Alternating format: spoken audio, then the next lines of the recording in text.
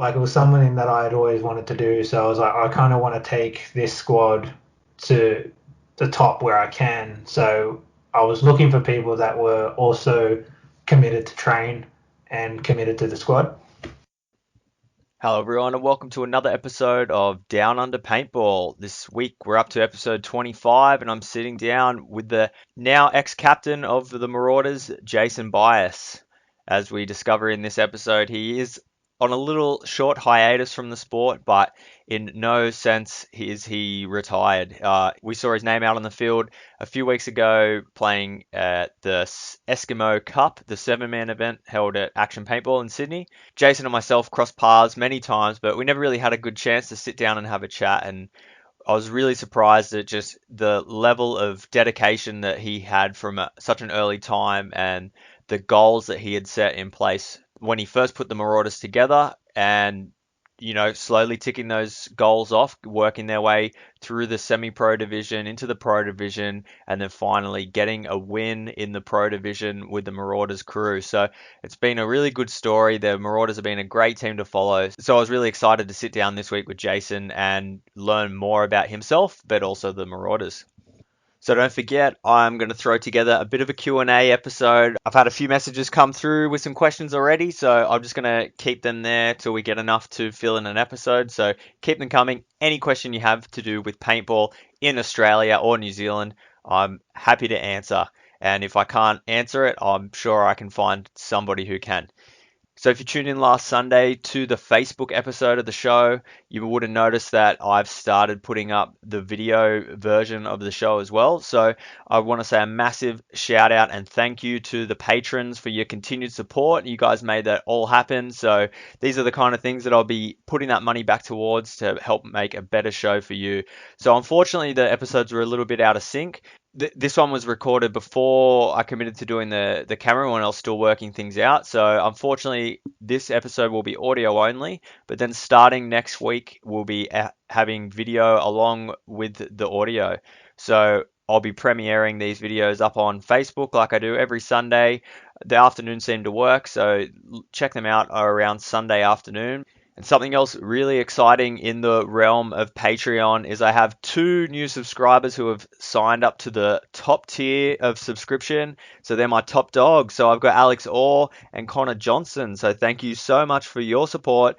You guys are my top dogs. So every episode of the show, I'm going to be calling you guys out. And also, as I have had some help with some of the questions already, these guys are able to help me put questions to the guests. So once again, a huge thank you to those 2 boys. And with that, we're going to jump straight into this episode of Down Under Paintball. Okay, I need to find paintball again. If that's the kind of commitment you're going to give, then that's the kind of commitment I want. So I'm sticking. You're listening to Down Under Paintball. I mean, everybody on that team was a veteran. Everybody. This is Will McDonald, and you're listening to Down Under Paintball. It does make it a more interesting sport for the masses. They are doing it better than anyone else, to be honest. Yeah, show other women that might be interested in playing that, hey, you can go out there and you can be successful in this sport. I've got the best seat in the house with some of the best paintball in Australia. And you're listening to Down Under Paintball. I don't enter into the politics. I'm not interested. I'm just trying to, grow the sport, get more people playing paintball. I'm here this week with Jason Byass. Jason, how's it going? Good, thanks, mate. How are you? Yeah, good. How's life treating you? How's everything going with COVID? Yeah, I mean, getting through it. Glad that at least, I'm working. So that's something, out of the house 5 days a week. So that's nice. But yeah, just trying to stay safe.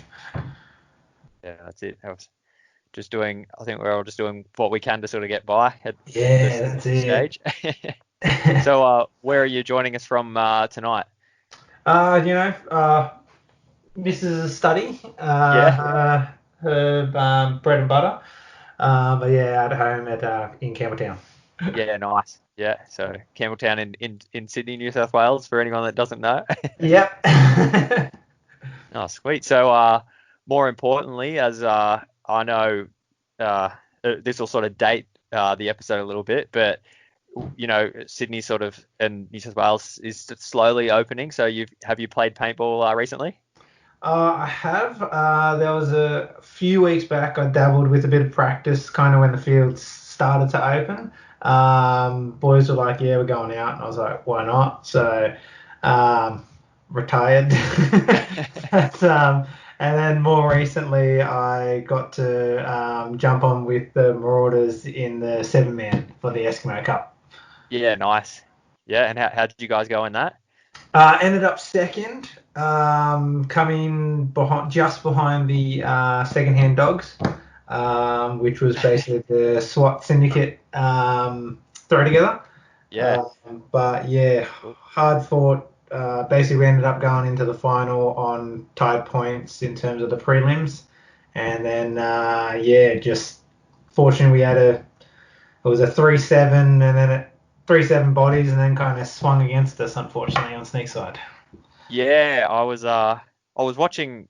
Mike posted up a video, and I was watching that, and I was like, the game sort of ground out, so I just skipped ahead maybe a minute, and the next it was pretty much all over. I thought, how could that happen? So yeah, it was. I thought you guys had it tied up.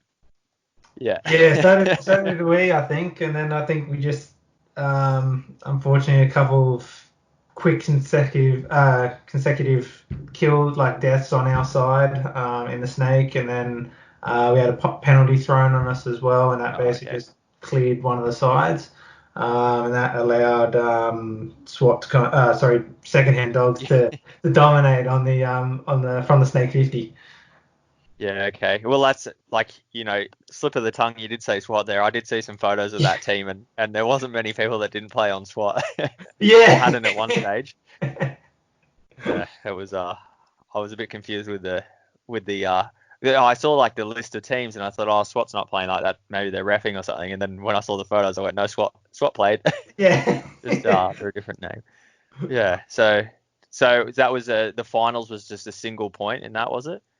Yeah, so same single point 10-minute game, and it was just between 1 and 2. Yeah.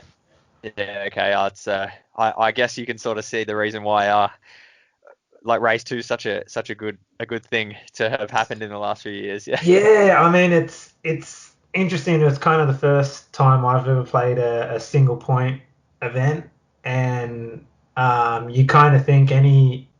Like for the main Eskimo team, like they had a couple of just early deaths off the break, a couple of like bad games, and you kind of can't recover because it's only that one point. You have a bad start and can kind of cost you the final spot.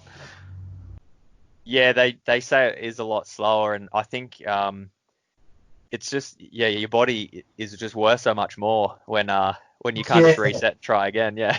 No, that's it. And that was definitely something that we kind of kept saying to ourselves. It's like, it's not so much about kills, it's just that survivability. Yeah, and it's sort of, it sucks though, because it does it slows down that aggressive play. Like, you don't see the big run throughs where a guy will take off and take like 2 or 3 guys, because everyone's a bit too scared to make those moves. Yes, it's like, I could trade off, or I could potentially get 2 kills, but at the same time, I make the run and get shot in the way. I kind of can't get my life back. Yeah, and like in those 10-minute points, I guess you'd be using every minute of it. Sometimes you want to stretch those points out and really just take your time. Yeah, I mean, in all honesty, I can't really.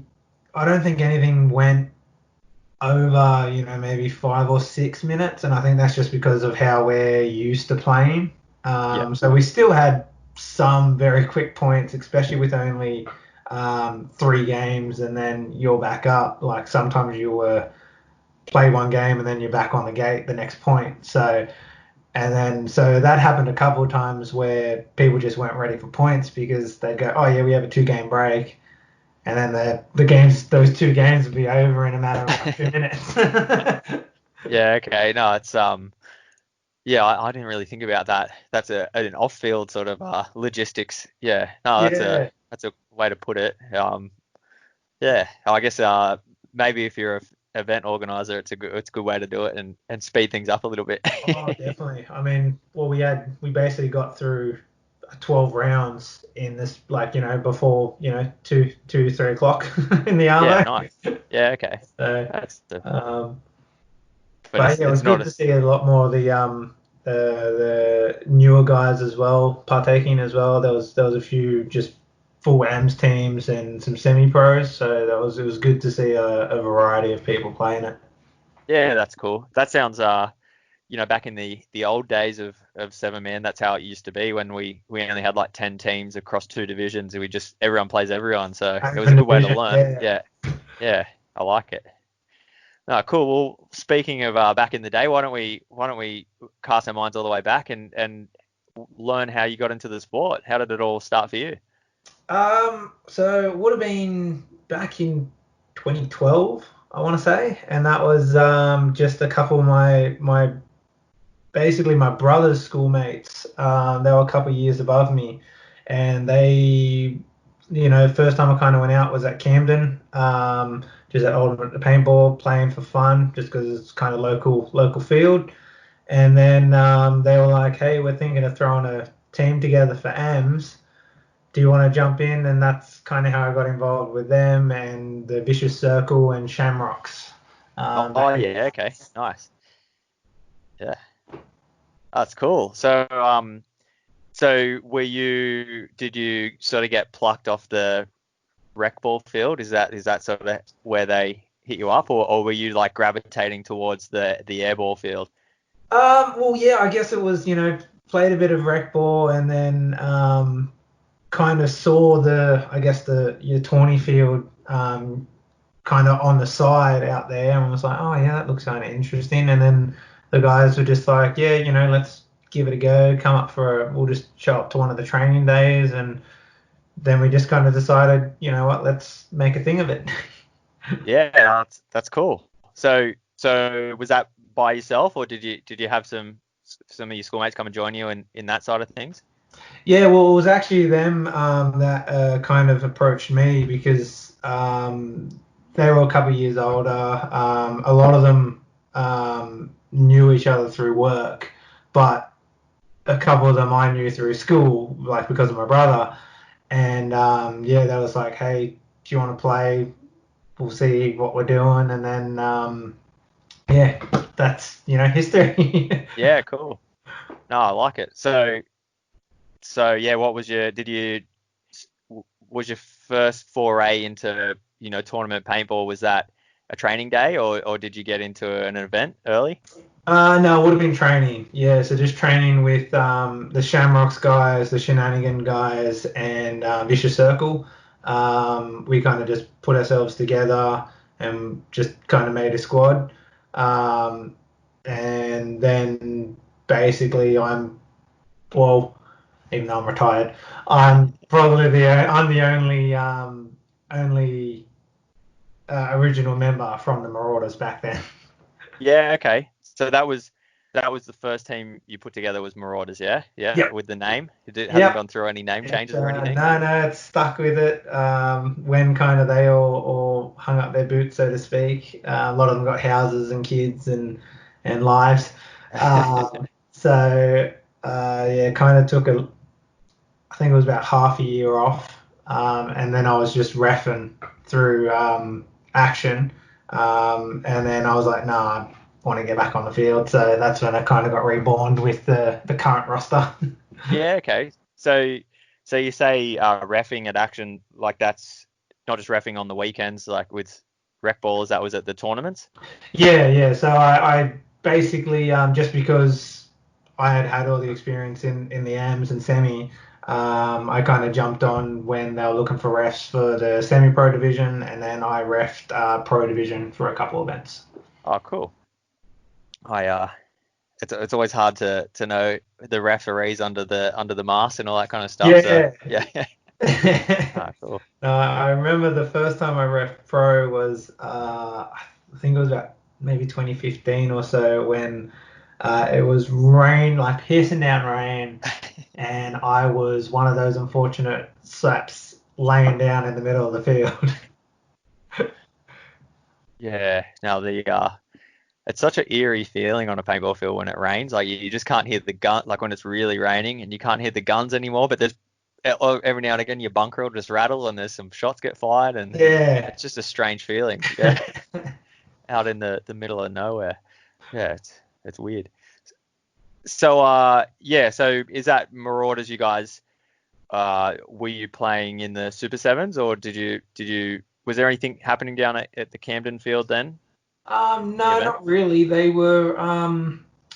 We basically just played in the amateur division of sevens, but we just used to train at Ultimate, and then I think it was when we were stepping up to our first kind of semi-pro, we decided to change venues and train at Action just because of the basically the higher profile teams that were there, and we're like, well, we can learn more off playing against semi-pro and pro teams that were around.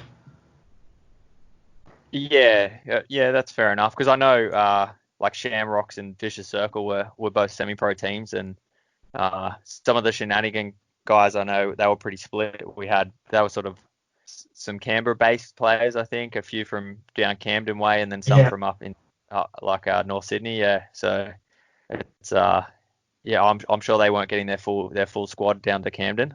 No, Shenanigans. definitely not.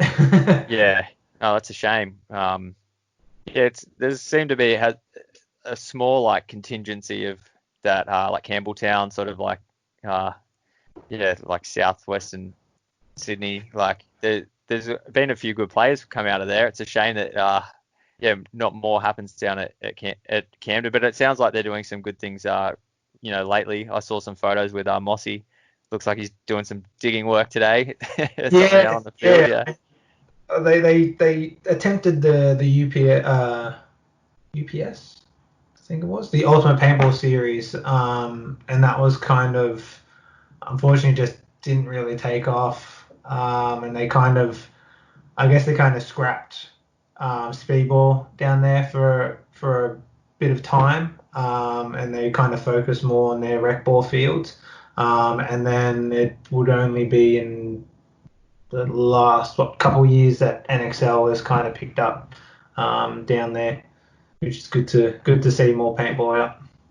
Yeah, I know. Like I was sort of cutting my teeth with the AXL back in the day when I remember when Camden sort of first opened up, and it was good to have like a somewhere else. It was only an hour away. That was you could go play some good competitive tournaments. So it was a shame when they sort of moved away from all that. But yeah, it's good that now there's options and they're back and somewhere for you guys to train that's a bit closer. Yeah. Unfortunately, I'm the only one that's closer. Everyone else is up there, so Yeah. I generally have the short straw. Yeah, no, I guess what would paintball be without travel? Yeah, that's right. Yeah. I mean, I guess I can't really talk when you got other guys coming from interstate and international. Yeah, I've heard of people flying. Some people have flown to Action for the weekend just for a practice session.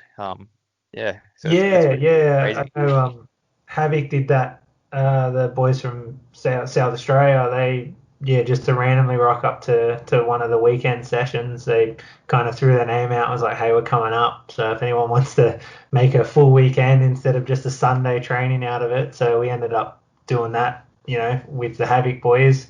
And it's good to see. Yeah, nice. Oh, it's hopefully we could repay the favour. But I guess not with COVID. Yeah, once the borders are open. Yeah. Oh, it'll hopefully, fingers crossed, it's all happening soon. So you guys started in the amateur. So like, when did you sort of make that switch into semi-pro? I think it would have been. Where are we up to now? It's 2020. I think it would have been about 2014, maybe. I think. Yeah, it might have been like I think. Can't remember. Yeah, no, it's all right. Around then, we'll Yeah, say yeah. around then. I think I've been in the game for about 8 years now. So yeah, we would have stayed. I think we stayed in AMS for about 2 to 3 years. And then kind of did basically a half year in semi. And unfortunately, it was just too much for some of the other guys with families and housing and stuff like that. So we kind of just dropped off there, and that was when I kind of refed and then came back in with the new Marauders for obviously 2 years in semi. Yeah, cool. So how with the OG Marauders, how did things go in amateur? Were you guys finding some success down there? We always had a bogey day for some reason. We always found ourselves hitting fifth, like just minusculely like missing out on finals. We'd either have a fantastic Saturday or we'd have a fantastic Sunday, and then the other day was just dreadful. So I don't know what it was, but we just couldn't get to the that extra achievement to get into the finals. Oh, that's a shame. So it was either like you guys had such a good day that everyone just went, yeah, we've done. Yeah, we'll chill out on Sunday. It was either we'd rock up on the Saturday and just have 4 wins, a loss, and this was back when we had the Group A and Group B, the pool A, okay. event. So it was the two-day amateur events, and you'd play 4 games the one day, 4 games the next, or whatever it was, and yeah, we'd finish off one day or really good, or we'd finish off the first day with 1 win, 3 losses, and then completely smash the next day. But we just couldn't make the cut, so to speak. Yeah, it's a shame, but obviously you guys eventually started flipping the switch on that. So you had your break with reffing and stuff like that. So when the team reformed, was it I know you said some of the guys left, but who was on the lineup then? What was what did the team look like? So basically, it was only myself and one of the other original Marauders, and I kind of used reffing to scout as well, and that was kind of how I found Tim, Ryan, and Matt, who were playing. I believe they were playing a Novs event, and I'd already reffed like the pro event, and was kind of just whenever I had a break, I was just watching some of the other games in AMS or in semi or in Novs, and kind of just were looking at these dominant teams that I could see, and basically just approached them and was like, hey, you want to kind of step up for next year because I'm tired of sitting on the sideline. Yeah, cool. So was like you didn't have any, like, what was the thing that made you guys go to semi-pro and not, like, you brought them up from novice to semi-pro? Is that right? Yeah. Those guys? Yeah. So what was that like? What was that decision like that you didn't want to go back to amateur? Well, I think it was when we didn't have amateur. It was the champions and challengers. Oh, okay. Yeah. So it was kind of an open event for semi-pro and amateurs anyway. So I think possibly if the option was there to run amateur, we may have done that. But I was kind of like, well, this is what's available.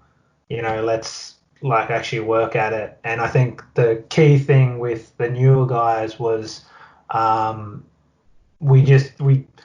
kind of made it so like it was something that I had always wanted to do. So I was like, I kind of want to take this squad to the top where I can. So I was looking for people that were also committed to train and committed to the squad.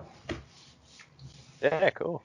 No, that's so yeah. So I like that. You had your sights set on pro for pretty much from the get go. Yeah, so because with the original, I wasn't the captain. A good mate of mine, Ben Shirtliff, was the captain, and I kind of just co-captained with him. And then, but yeah, it was just, once I kind of took over the name and took over the squad, it was like, this is kind of what I want, and I want to find a group of guys that want to get there as well.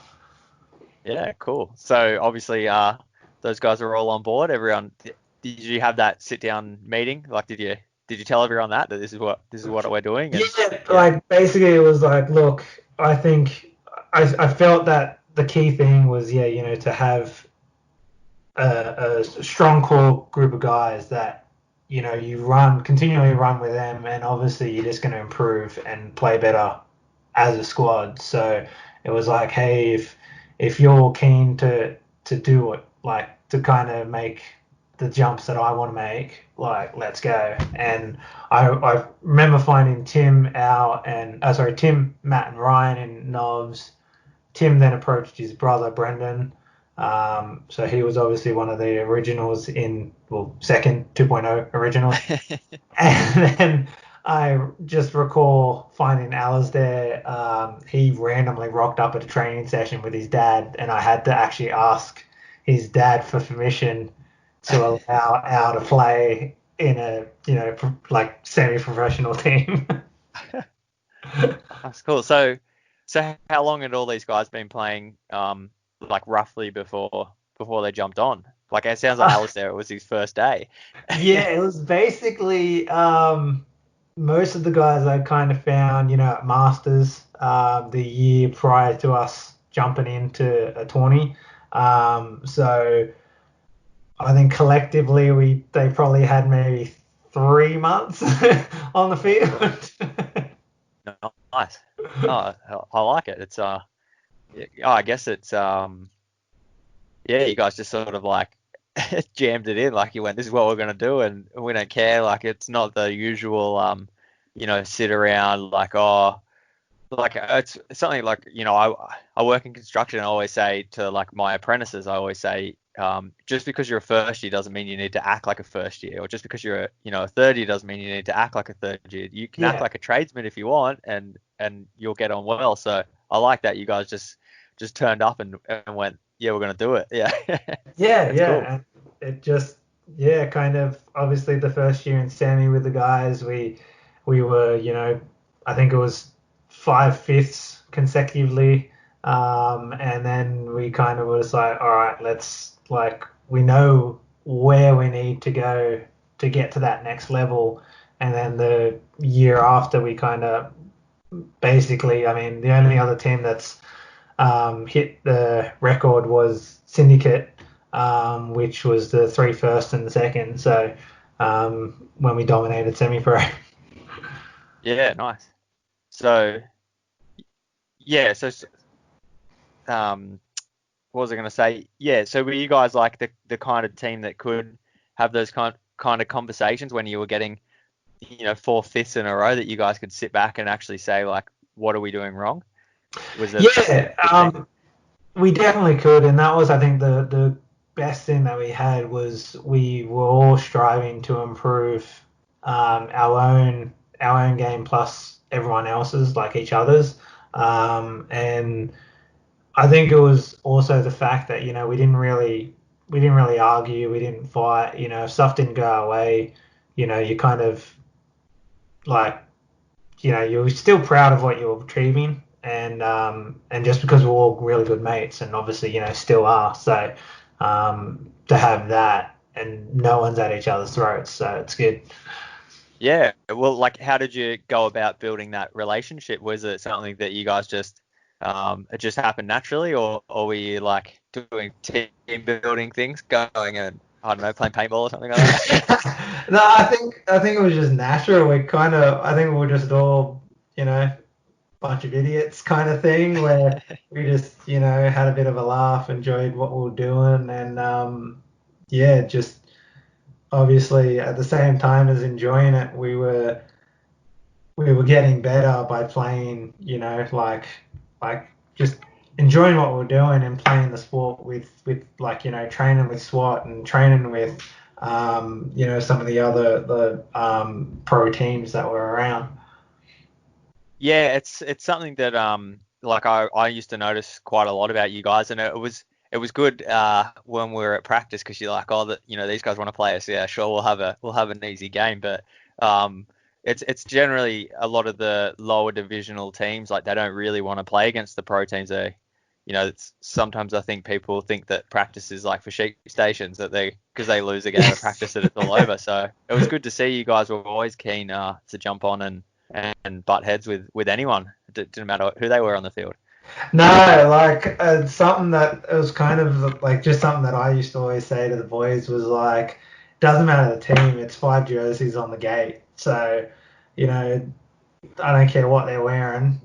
3 people on, 5 people on that other, like the opposing gate. So, let's just go. Yeah, cool. Well, obviously it showed. It showed results. Like you guys had, pretty quick turnaround from. You started to climb the ranks in semi-pro pretty quickly. So what was the, so how long did you guys stay in semi-pro for? So we played semi-pro for 2 years. Yeah, okay. That was 2 full seasons? Yeah. Yeah. No, sweet. So the move up to pro, was that with a divisions cap then? Was that something that you guys like had to wait for, or? No, I don't think it was. I think it was. No.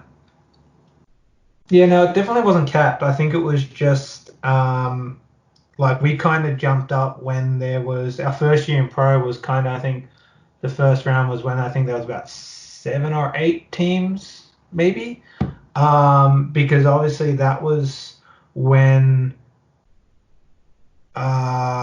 basically when everyone started getting imports.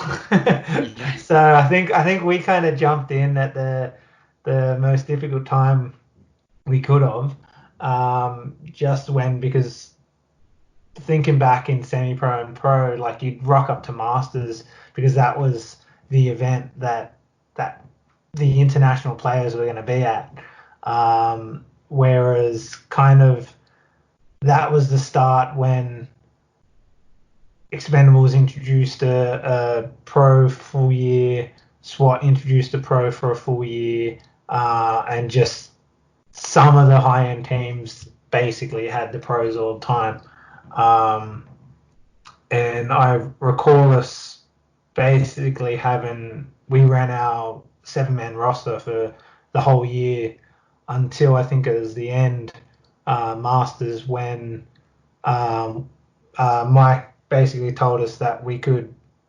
Montressor was coming over I think he was on his way to, I think it was Thailand for World Cup, and was just stopping in Australia for a bit of a holiday, and we ended up having him and Sam Montville on the roster for Masters, and just the amount we learnt in that one tournament like was huge, like for me personally as well as all the team.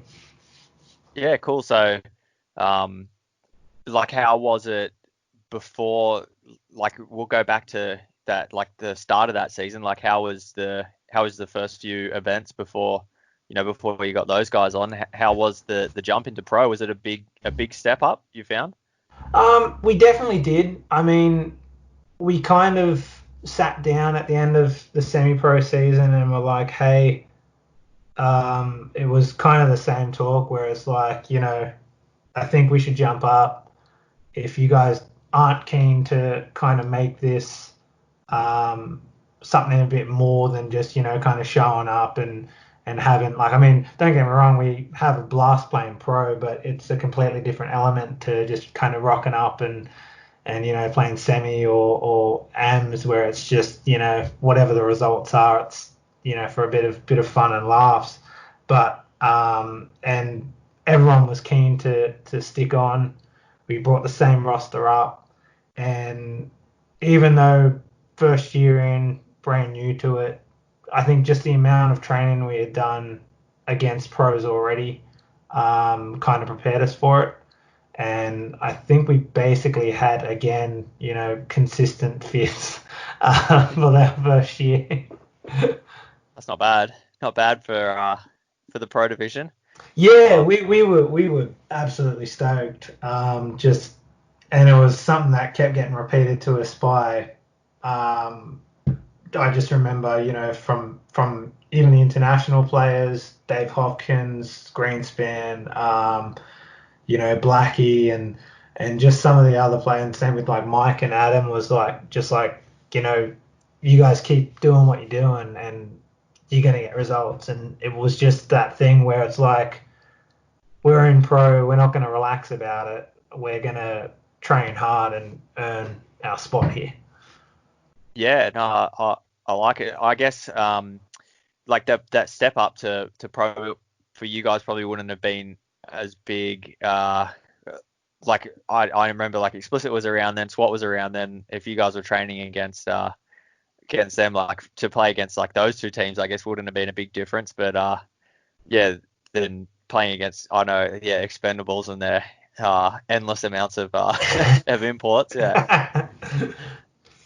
Yeah, no, that's cool. So, was everyone on board with that move up to pro? Was it a hard conversation, or was it something that everyone pretty much just straight away just said, yeah, let's do it?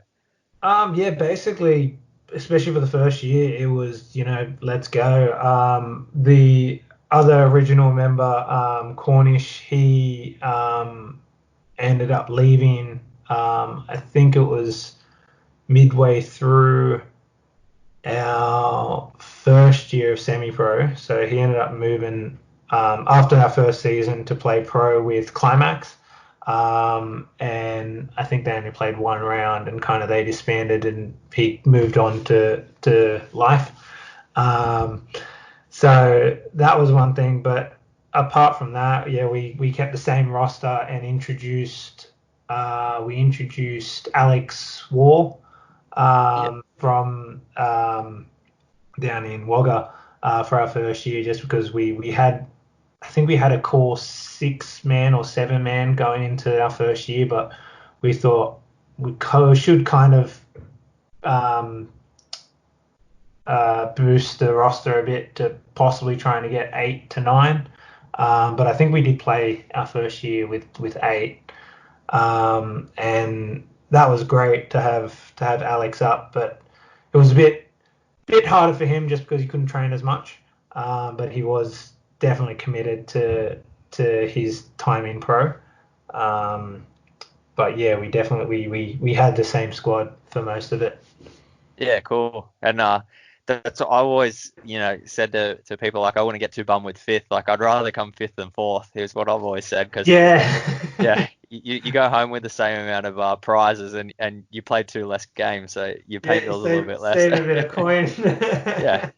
yeah, 5th place. So obviously your run of 5ths didn't last forever. So yeah, why don't you let us know? Yeah, just a little bit more about that Masters. So getting Tim and Sam Monville, was that something that you guys were like really keen on? Was it something that you had wanted to do, was get a US pro on the team?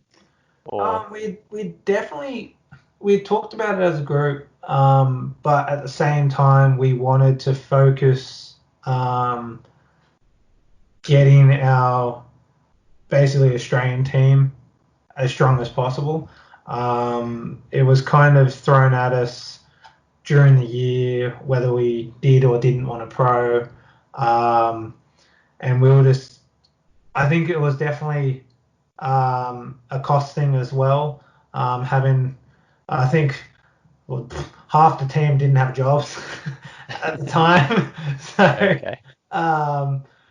The obviously the increase in cost from semi-pro to pro was a big thing, and it was kind of before we jumped on with a lot of sponsors. So we would have loved the idea, and we talked about having some of the ridiculous guys like Yaya or like Moorhead or something coming over and guesting with us. But just I guess the cost of it wasn't reasonable. It wasn't there for us. And then it was just an opportunity that kind of we were given by Mike saying, we got these guys coming over just to enjoy Australia, but they're keen for a roster. So yeah, we definitely jumped on board. Yeah, well, like you touched on cost there a little bit. I know it's a pretty, not too many teams have done that switch. I know like individual players have come like quite a lot from semi-pro to pro, and not heaps of teams have done that progression. So what sort of, like, is it a big step moving into pro, like cost wise? Was it really noticeable? Oh, definitely. We basically had to be pretty resilient with funding, like with funds in terms of we set up like a team account, had made sure everyone kind of put in enough to instead of having just that lump sum at the end of the weekend, like kind of have some put away in that team account that we could use, and then it was kind of up to me to find as much sponsorship that I could to kind of soften the blow. And how'd that go? How's like I've honestly never been on a team where I've had to chase like sponsorship. Like it sounds exciting. So like how was that? Like what kind of process do you have to go to get through that? Yeah, I mean we basically kind of just brainstormed as a team, was like, hey, could this be somewhere that we could chase? So we I sent emails to basically, I went looking for anything kind of in extreme sports.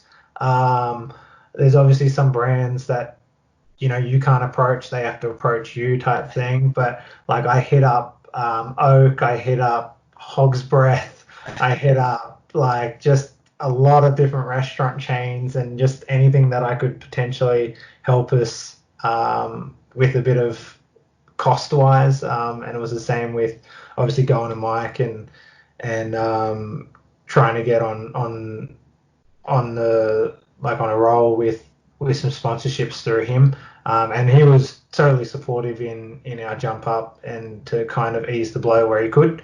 And yeah, we definitely were. Like I made so many good relationships with our really good, like our top sponsors now, through just kind of learning from, basically it was learning from Tim through masters to not just kind of scrounge around and to kind of make a name for us and pursue professional sponsors. Yeah, awesome. So how did you go with those? Like I sort of understand, yeah, paintball sponsors. Did you get any outside interest? We had a bit of help from some of my like kind of going through. We had a bit of help from some of the OG sponsors we used to have. One of the old teammates, Barrett, had his uncle owned a company, and they kind of helped us out with some gear. So we were kind of good in that aspect, where we had more money to use for a tournament instead of buying all our gear again. So just little things like that which helped. But I think it was just more of us being kind of strict with where our money went. Yeah. Oh, it's cool. It's yeah, like trying to even just explain to people what paintball is, let alone getting them to give you money. That's a good effort. Yeah. Oh, I like it. So yeah, so that was.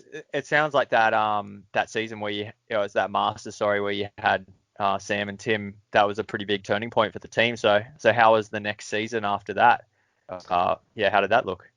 Oh, it was huge. I mean, we kind of got on board with our one of our major sponsors, Anthrax. We kind of, I mean, we just liked their products through semi-pro, and I think we were one of the only squads in pro kind of repping their stuff at the time. So that kind of got us in good graces. Tim helped us out immensely with throwing us, basically letting us join with Lux, which was huge thing from that.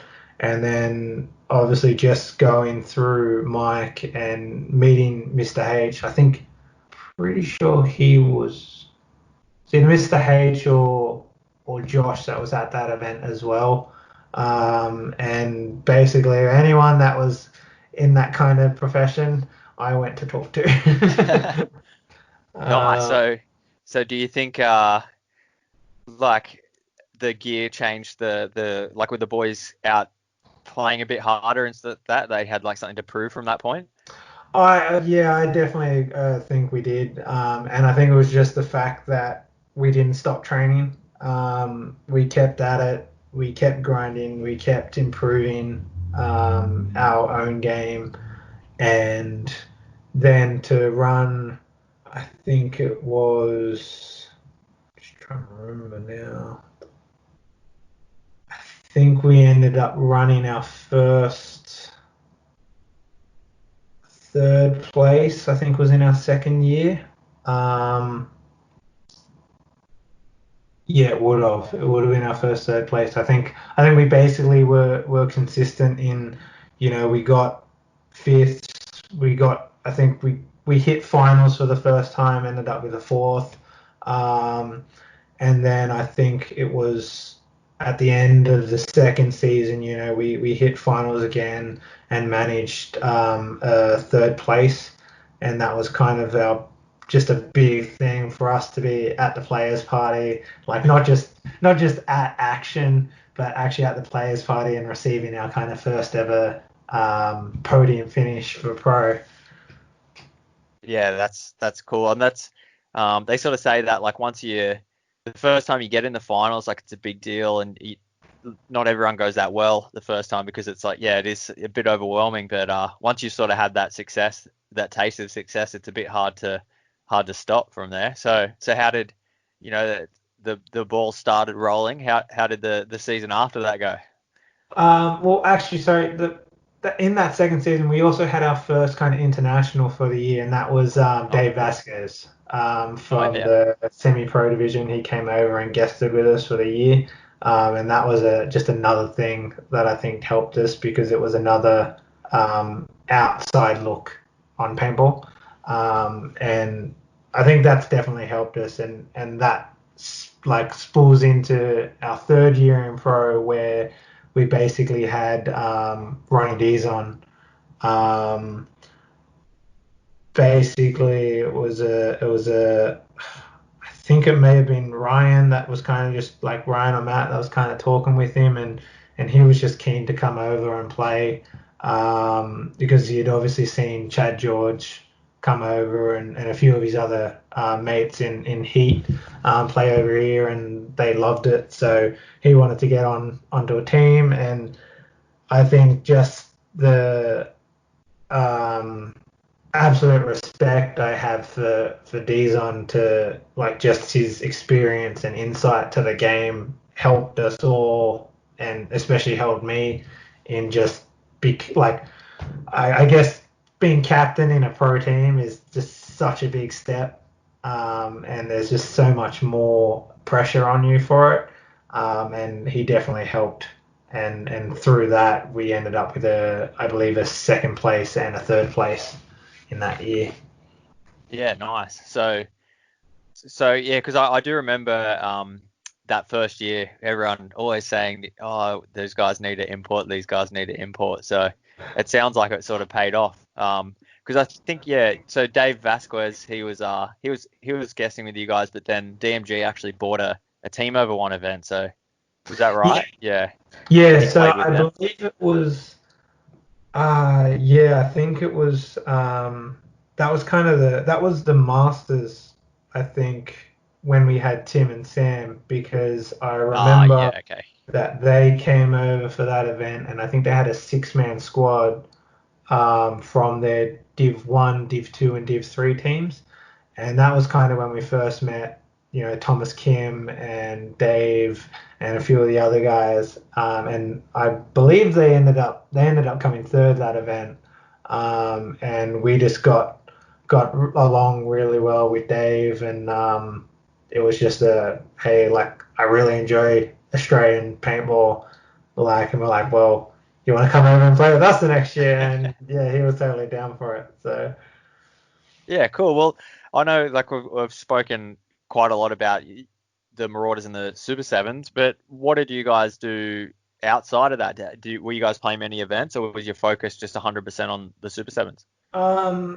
I mean, we kind of played in a few little events, like we played Wagga 3-man and just some of the other. We've played Rush, and just a few of the other little events that pop up. I know we generally haven't had full squads, but a couple of the boys went to Queensland Cup. Just a few things to obviously better themselves, and I'm not going to stop anyone playing more paintball. I think it's a good thing in my books. So, but our main focus was just getting better as a squad and just dedicating as much time as we could to improving. Yeah, okay. No, sweet. It is a big, yeah, it's a big thing to travel. It's one thing to travel to play paintball, but it's another thing to travel and bring another 6 guys, and then it's another thing, I guess, to be the captain and have to organize it all. Yeah, yeah, no, that's definitely, like, I remember the first time we kind of played Rush, we played Coffs, and it was all good, all sweet. I organized everything, and then the second time the boys wanted to go, I unfortunately couldn't make it, and it was just a disaster in terms of them organizing the accommodation.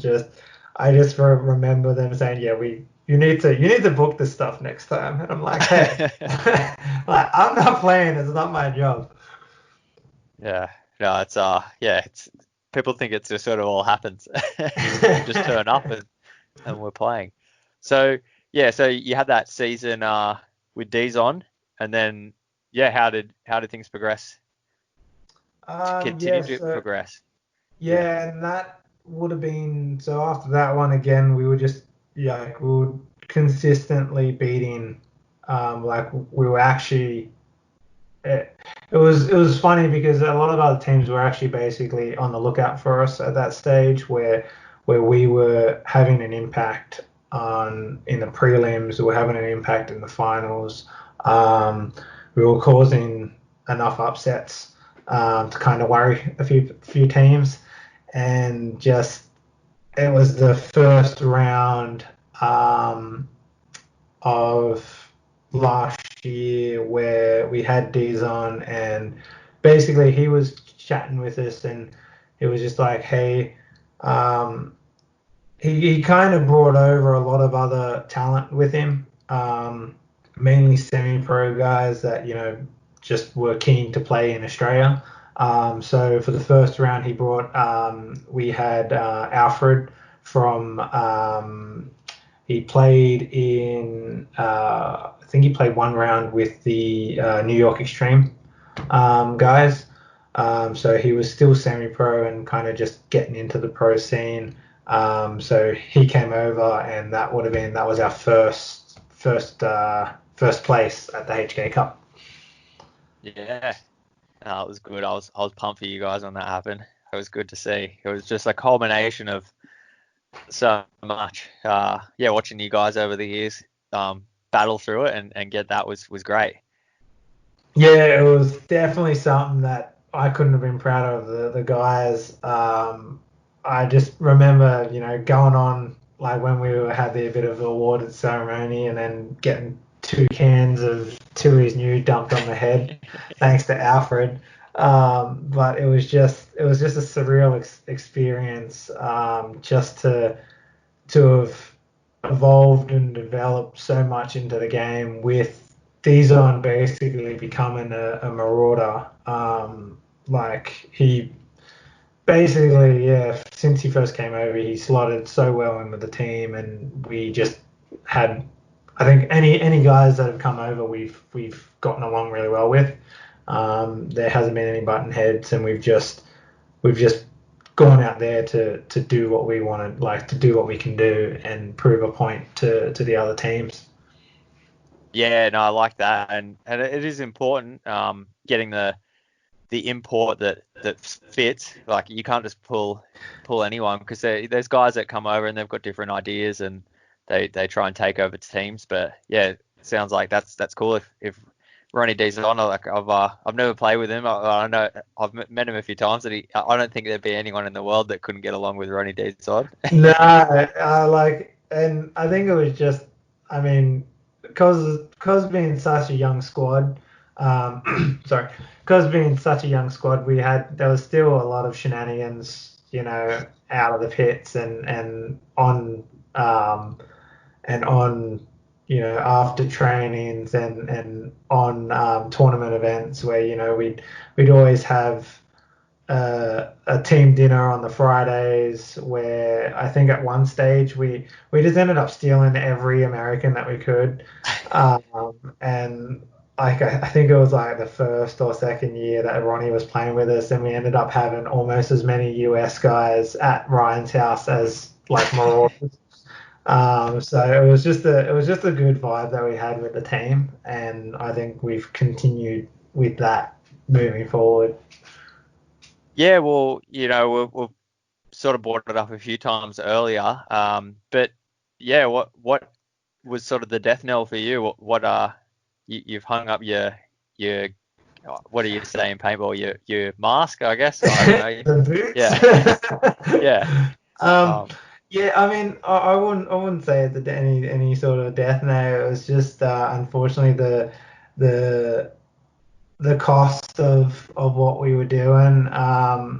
Like, I mean, I love training week in, week out and preparing for tournaments and everything. But I mean, obviously doing that as captain with the sponsors and everything, it was a bit of a mental drain, as well as physical. And I was, it ended up being a decision to our main goal that we're on now is myself and my wife Adelaide to own our own home. So fortunately they're not cheap in Australia. Yeah. So it was just something that we did the numbers on it, and it was just something that we thought, give us a bit of time, save a bit of money, and we're back before I know it. Yeah. So yeah, it's not a like, we will see the Byass name out there on the field in the future, perhaps. It's yeah, not I mean, full stop. Yeah, I don't think I could ever completely stop playing. That's why, like, I mean, this year I stepped back and focused more on a ambassador role and kind of helping Matt, who took over the reins as captain. So I've got all the really good relationships with the sponsors and whatnot through the last 5 years of pro. So I keep in contact with all of them and make sure the things behind the scenes are still running well for the team. Yeah, nice. So yeah, see, still booking hotels and things like that for them, but yeah. I guess I mean, I've had the ridiculous nickname ever since we kind of first went down and played the Wagga 3-man with it was myself, Tim, and Al, and they would have been, I think Al was still 19. Tim, I think, was maybe 20, and they gave me this ridiculous Papa Jason nickname that I've still got to this day. So Papa Jason, I like it. yeah. I don't know if you'll regret telling the world that nickname. Yeah, but, well, I mean, yeah. if you want to go technical, Papa J Schwan. All right. I feel like I'm in the inner Marauder circle now. I've got all the in-jokes. It's good. So, before we start to wrap things up, like I mentioned it earlier, but yeah, not a lot of teams have done what you guys have done. It's pretty cool to show that the system sort of works, that you can, start down at the bottom and grind your way through. So would there be, for anyone listening that's sort of in that similar role, maybe starting out, like, would there be anything that you would do different about how you did it? I don't really think I could, in all honesty. It's just something that obviously having a team that's local, and kind of, I mean, having I think we've been extremely lucky by having a team that's all, basically in the same state. I kind of found a lot of guys that were local to the field, and were committed to kind of playing paintball. And I think it's something that's, I think, extremely hard to do. I don't know how Jamie does the esky bloody roundup, but I think having a core squad that you can just continually play with is only going to improve your chances at doing a lot of good things, and to be one of those teams that can say that we met down at the start. We played, like, we dominated a semi-professional division. We dabbled through pro, and then to take victory in pro is no small feat. And then I guess the next step that we're hoping to eventually achieve is the obviously the rings. So Yep. I think it's always good to continually set yourself a goal, to beat, and that's like the main thing that has kind of kept the Marauders progressing as we have. Yeah, cool. No, I love it. Like, yeah, I was just so one thing that you guys did that I loved was just the timing of the move from semi-pro to pro. A lot of teams they seem to just linger a little bit too long in semi-pro, and eventually they get picked clean. So the players, if half the team wants to move and the other doesn't, then the guys that want to go will jump on the first pro team that asks. So yeah, I mean, there was quite a few of us that were asked, like kind of midway through that second year in semi, but like everything was it was an open book for the squad. If someone got asked, it was originally it was straight away tabled. It was kind of, hey, I've had this opportunity, but we all kind of had the same thing, whereas we all wanted the team that we had made to make it. And I think that was just an important thing that, again, kept the squad on that forward progression. Yeah, and I love it. Like, you rattled off like some of the names earlier, like Tim, Matt, Ryan, and then like getting Alistair and stuff. Like, the team really in the last 5 years it's still really that core sort of five. Like, a few guys have come here and gone here and there, but yeah, no, it's cool to see just a group of guys sticking together, and I guess it shows that it pays off, the hard work. Yeah, and that's it. I think it's one of those things that you can't get complacent with your skill level. You can always improve, and I think that was like you said, we just knuckled down, did the hard yards, and results follow. Yeah, no, it's good to see. It's been a pleasure to watch you guys to play over the years, and I was, like I said, I was so happy when you guys won. I was pumped because it's been a good story to follow. So we'll start wrapping things up here. So before we go, was there any sponsors or anyone in general that you just want to give a shout out to where you've got the air? Oh, for sure. I mean, definitely.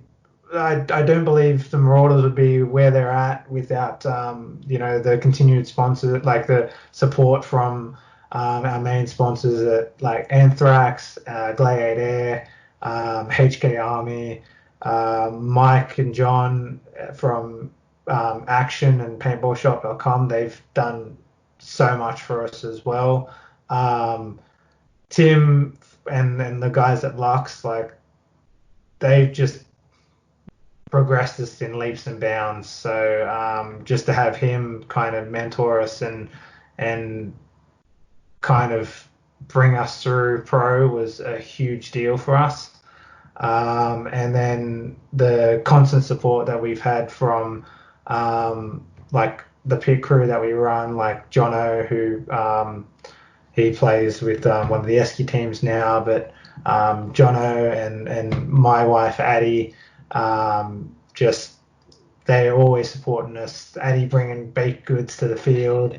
Everyone was looking forward to that on Tawny Day. And then obviously a big thing that we've had for the last couple of years was Belly's dad, 3-Pop. He's a legend of paintball. He loves everybody, and he's been probably one of the biggest helps that we've had in the pits and around off the field. Yeah, awesome. No, it's something you could sort of feel that with the Marauders team. You know, you guys are a big family. All right, so before I let you go, is there someone that you could recommend to be on the show for me? Definitely. I mean, there's a couple of names that I can throw out. One is one of our old teammates, Matty Bell. Belly, he's just a character in paintball. Loves the sport, loves everybody in it, just like his old man. So I think he'd be a bit of a fun one to have. And then another one would be young Chester, who played the first round of this year with the Ballistics unit. He's 5'0". He's a little 19-year-old that is definitely going to be making some things happen this year. In the pro scene. Yeah, cool. No, it's like that's. I like the newer names, the younger guys. It's good. It'd be good to get in early, and I can say, oh, you heard him here first. So yeah, on your recommendation though, so I won't take all the credit. No, that's cool.